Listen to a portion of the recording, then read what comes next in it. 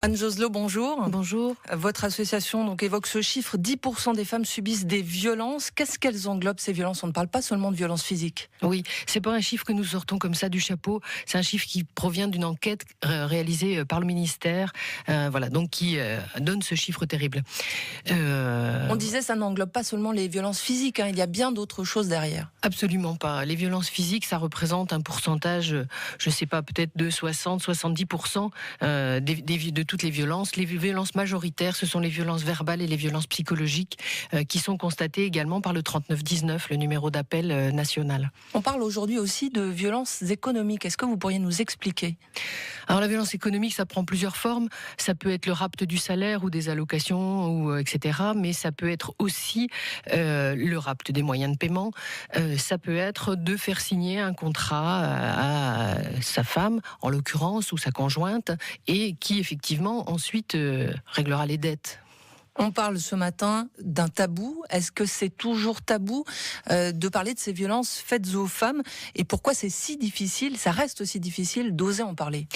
Je crois que c'est difficile parce qu'on attaque l'espace intime, l'espace privé, et que c'est toujours compliqué d'aller voir là-bas, même si la loi dit que c'est interdit, même si l'espace privé, on a à y voir, mais n'empêche que dans la culture collective, c'est compliqué, et que tout le monde est touché de près ou de loin. Donc c'est très compliqué d'aller agiter de ce côté-là. D'oser en parler. D'oser en parler. Ce qui peut surprendre les proches, ou quand on est étranger à une affaire comme ça, c'est de se dire qu'une femme battue va rester avec l'homme finalement qui la maltraite. Comment est-ce que ça s'explique? Alors, elle va y rester, mais souvent, elle va essayer d'en partir et elle va y revenir. Et elle va essayer d'en partir et elle va y revenir. Un petit peu comme quand on s'arrête de fumer. Voilà, il faut plusieurs tentatives pour y arriver. Pourquoi? Parce que il y a de l'emprise, il y a un phénomène d'emprise qui est très important, de contrôle. Il y a énormément de pression sociale, familiale, qui existe malgré tout. Des pressions économiques également, bien entendu. Et donc, tout ça fait que c'est très compliqué de partir. Vous accueillez, vous recueillez aussi les témoignages des femmes qui sont victimes de violences, mais il y a aussi à Dijon une association qui s'appelle Altea et qui prend en charge les hommes violents qui ont porté des coups. Est-ce que ça aussi c'est difficile à entendre? Est-ce qu'il y a des hommes qui sont victimes aussi de coups de violence? Oui, il y a des hommes victimes de violences, mais on est dans une disproportion absolument flagrante. Les appels au 3919, 98% des appels concernent des femmes victimes d'hommes. Donc, et 2% concerne des hommes victimes de femmes ou victimes d'autres hommes.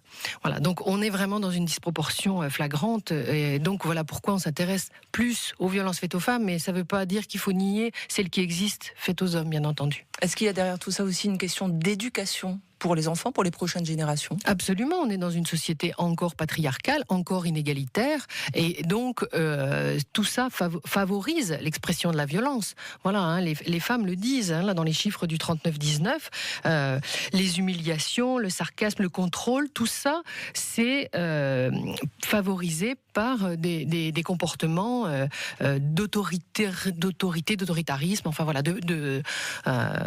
de machisme. La ministre de la Famille a présenté cette semaine le 5e plan de lutte contre les violences faites aux femmes. De votre point de vue, assez brièvement, mais vous, en tant que directrice d'association, est-ce que ça va dans le bon sens? Est-ce que les choses évoluent enfin? Oui, alors on en a eu connaissance hier matin, donc j'ai pas encore pu regarder dans le détail ce plan, bien entendu, mais oui, les choses vont dans le bon sens, et principalement parce qu'on s'intéresse à la question des enfants. Alors maintenant, je vais vous demander, par oui ou par non, de répondre aux dernières questions de cette interview. Anne Joselot, les femmes battues qui restent avec leur agresseur ont-elles une part de responsabilité dans la situation? Non. Est-ce qu'un homme qui a frappé sa femme est incurable? Non. Est-ce qu'on peut reconstruire un couple solide après des violences physiques ou sexuelles? Oui. Est-ce que les hommes battus, ça existe? Oui. Est-ce que la pire des violences est la violence physique? Non. Merci beaucoup Anne Joselot.